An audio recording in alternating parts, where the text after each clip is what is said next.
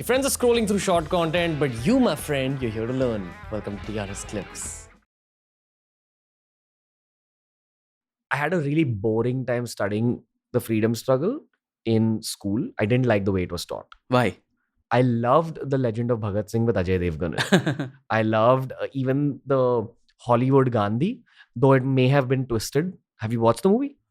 It's got Ben Kingsley. Of course, it used to come every year on 2nd October. It's how the on world. Doordarshan. It's how the world knows about Gandhi, right? Yeah, That's how they perceive. Was that movie accurate?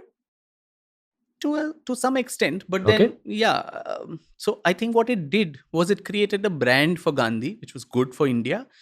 But I think it was a very reductionist and a simplistic view of the freedom movement itself. Okay. And when I say this, I remember last time we spoke about it, and there were lots and lots of comments and so on saying we are deriding Gandhi and so on, which we are not. I don't think the purpose of this conversation is to disparage Gandhi or his contribution to the freedom movement, which was a great one. But to attribute that as the only cause for India finally attaining freedom, I think that is being very, very, economical with the truth. I think it's changing. It is changing. So we are in a period of flux where there are competing voices. Right. There's an establishmentarian voice which has, had roots for 7 decades. Now there are people who are talking something which is different. And so obviously it will be a little uncomfortable for people to listen to and hear. And we've made such an icon of Gandhi that any criticism of him, even an evaluation of his, failures, he was a human being. He's ought to make failures unless he's a god. Gandhi worshipped Lord Ram. Today, there is criticism even of Lord Ram about what he did. I mean, the way he sent away his wife, hearing the gossip of a washerman and all of that. You can even criticize the god that Gandhi worshipped, but you can't criticize Gandhi. If you do that, then you are a Sanghi, you are a this, you are a that, which is sadly the reduction of discourse into this binary where we want to slot everyone, put labels on others' foreheads. Why? No nuance. Why you categorize as a Sanghi if you criticize Gandhi? Like, what's the logic? Because, first of all, there's no logic there also, because they think that the antithesis to Gandhi, the most popular antithesis to Gandhi or the opponent to Gandhi ideologically was Savarkar. And the assumption is, that's why I said there's no nuance. Savarkar was never part of the RSS. He had a lot of, differences of opinion, particularly with the RSS Sangchalak, Guru Golwalkar. But for a modern discourse, if you have anything positive to say about Savarkar, that means you're a Sanghi. So, you're everything right wing, though this right and left, I think it's a very Western concept. It doesn't really work in a country like India, a civilizational country like ours. But still, so as I said, the reduction of discourse is so binary. There is no place for nuance where you can, there are certain aspects of Gandhi which were good, but then there were lots of mistakes he did. And as I said, to attribute the entire mantle of attainment of freedom to him, his ideology, the Congress party, and worse, one political family or dynasty, I think that is being very, very ungrateful to the numerous others, because constantly there was also a stream of armed resistance, of revolutionaries, right from 1857, which Savarkar called the first war of Indian independence, till 1946, where in Mumbai, Bombay, then you had the naval mutiny, which kind of was the last. It should be, why do we still call it the mutiny? It should be called the last war of Indian independence. If that was the first war, this should be the last war, because within a month of that, the cabinet mission plan was sent to India to discuss transfer of power. So I think these a holistic view of what all contributed to Indian independence, and we are having 75 years of independence. It's been a long time. Can we now not, as a nation, look at these facts of history dispassionately without getting so emotional? If you criticize anybody, it doesn't mean you hate them. You're just making a critical evaluation of their positives and also their lapses. That nuance, that open-mindedness has sadly gone on all sides, left, right, whatever it be. A lot of people who are in the middle like what I would like to call myself as, they don't have a space to, explore these nuances at all, The because grey truth. yeah, gray, there's no black and white, there's more than 50 shades of gray when it Wow. comes to history. That's a nice intrusive thought in the middle of talking about the freedom struggle, but no problem. I'll paint a picture based on what I've heard on the show. There's one part of Indian society that views Gandhiji in the same way that we viewed him when we were children. No mistakes at all. Complete leader of the freedom movement.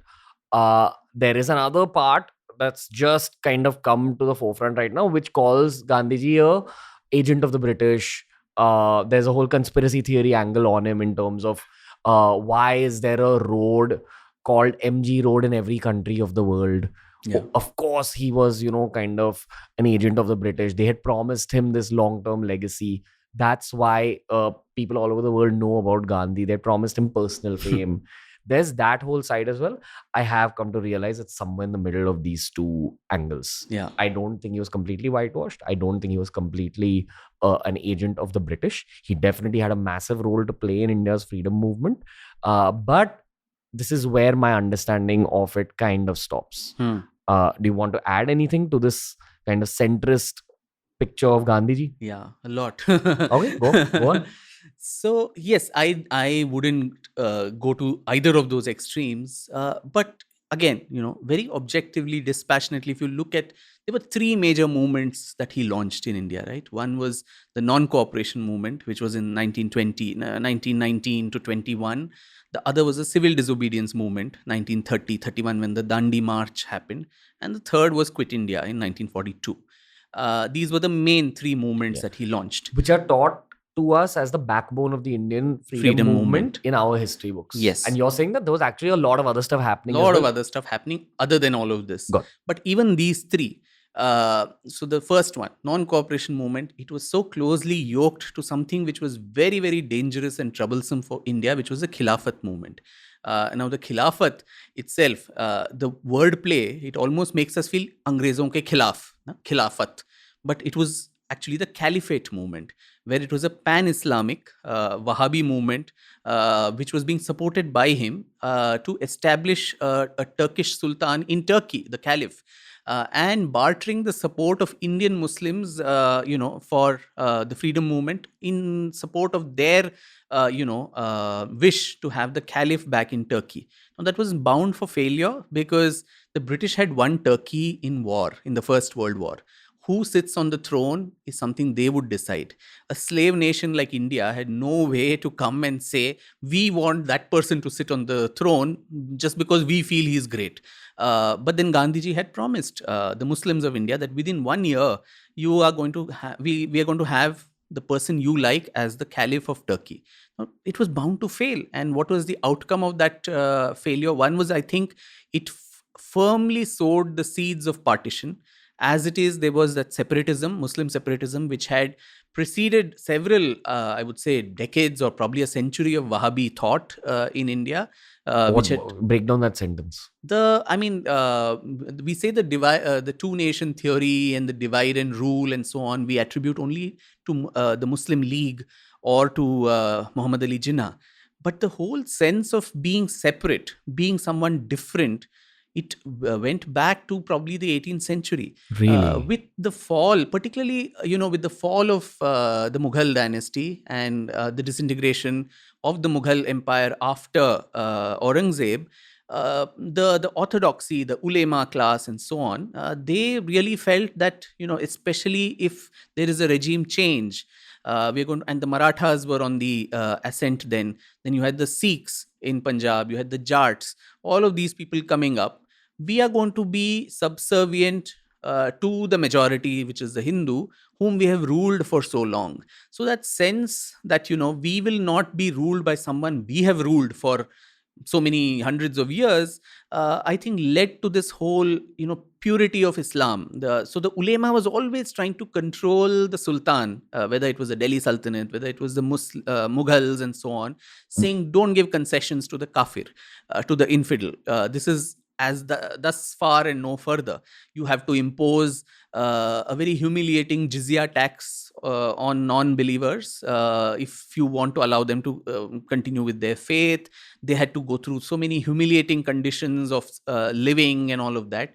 So this Wahhabi movement was something that was actually, inspired by this puritanical, orthodox, Muslim thought in Central Asia, which in India, people like Shah Waliullah Dehlavi, and later his disciples, Barelvi and so many others, and Sir Syed Ahmad Khan later in 1880s, who started the Aligarh Muslim movement. They perfected that and said the Hindus and the Muslims are two separate groups. It's a clash of cultures, it's a clash of civilizations. We are two separate nations. So there was already that sense of separatism, which was further given a political fillip by the British, of course, with the fostering of the formation of the Muslim League, or giving separate electorates to Muslims, and so on. And at such a time when there's already the ground is so volatile in communal passions, Gandhi bringing in this Khilafat movement only cemented that separatism further. And when the Khilafat movement failed, it led to a lot of frustration. And the backlash of that were Hindu carnages across the country, right from the Mopla carnage in the Malabar in 1921 to riots across India. And the non-cooperation movement too, Gandhi, rescinded. For what? I mean, just because in Chauri Chaura, a police station where some people went and burned the police station, when the movement was peaking, he brought it back. And if you see the same pattern, even in the 1930s, civil disobedience movement was, in fact, a very potent movement. The Purna Swaraj that the Congress gave a call for in the 1930 Congress, asking for complete freedom, because till then they were not even asking for complete freedom. It was dominion status, partly like what Canada and all of the, you are still aligned to the British crown. So the dominion status was what they were asking, but a lot of pressure from the young Turks, whether it was Nehru and Subhash Bose, who was still with the Congress. He finally gave in and gave a call for Purna Swaraj. The civil disobedience movement was so powerful. It was quite, successful. The Dandi March, though of course it didn't really lead to any reduction of salt taxes, but it was a very symbolic movement of going there and asking for tax-free salt. But even that, when the movement had reached its peak, closed door meetings with the Viceroy, Lord Irwin, and the Gandhi-Irwin Pact was signed in 1931, and everything that the Congress had asked for, they went back on it. And he agreed to go to the Roundtable Conference and negotiate with them, which the Congress had been opposing all through, saying we don't accept the Simon Commission or the creation of a new constitution without having Indians on board and all of that. So Nehru, in fact, writes in his memoirs that, what is this dilly-dallying, method? I'm really scared of you, he goes and tells Gandhi, that you are so unpredictable and mercurial. Is this what thousands of people sacrificed their lives and property and everything and did satyagraha, that one day you are just going to have tea with the Viceroy and sign away everything to him? And Gandhi tells him that, I do have that defect in me. I keep vacillating. I'm working on it and so on. So the second movement, so among the three movements, we've spoken at length on the non-cooperation, how it was brought back for a very obscure event in some village in UP, Chauri Chaura, where some people went and burnt a police station. The civil disobedience movement, which was at its peak, how that was brought back and pact signed with Irwin, the Viceroy. The last one is the 1942 Quit India movement, which was again, people within the Congress itself. The then Congress President Maulana Azad said, I don't even know why we are launching this movement right now. Japan was striking at the gates of India. It was the heights of the Second World War. And the British were in no mood to be conciliatory to us at that time at all.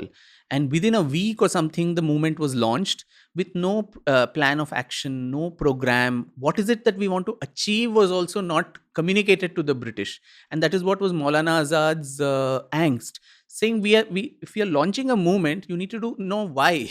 You need to communicate that plan of action to your workers, to your volunteers and all the satyagrahis. What is it you want to do? Do or die. What does that really mean? What is do? Is it violent do, or is it what? So there was no plan of action, and within 9th August or something, when it was launched, within a week, the entire top brass of the Congress was put in jail.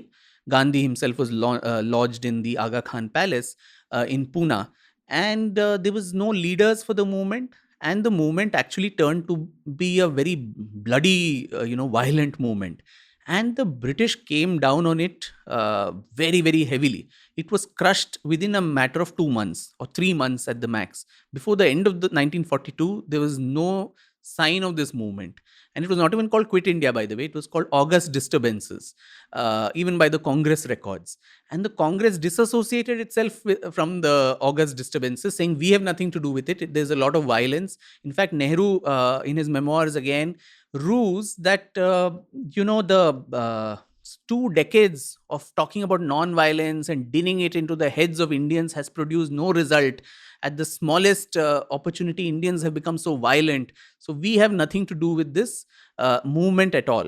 And 1944, when Gandhi is released from Aga Khan Palace, he actually, says sorry for what all has happened, and I will not launch any more civil disobedience movements. And this is what it is going to be. And even at the heights of the this Quit India movement, people like Ambedkar called it as a treachery to the nation to participate in it. And he said all patriotic Indians should stay away from the Quit India movement. So that was and we say because of the Quit India movement, we got independence. Now, Quit India in 1942, if it has been crushed within 3 months or 4 months, 5 years later, we got freedom, right? 1947. So it's such an effective movement that it brought results 5 years later. So that is something that we don't even care to ask. What happened in the interim? Of course, the Second World War, though British had won the war, it was Pyrrhic victory where their economy was destroyed. It was a lot of strain to maintain such a huge colony as India. The economic resources were drained. That was one thing. But another thing which was important was the fact that you had the Indian National Army of Netaji Subhash Chandra Bose. And that was something the British always feared. Insurrection in the British Indian Army, like what happened in 1857, because if that happened again, then there was no way they were going to hold on to the British Empire. And I think the revolutionaries and the culmination of their dream was what Subhash Bose managed to, give, that let's create a Bagawat, an instigation within the British Army.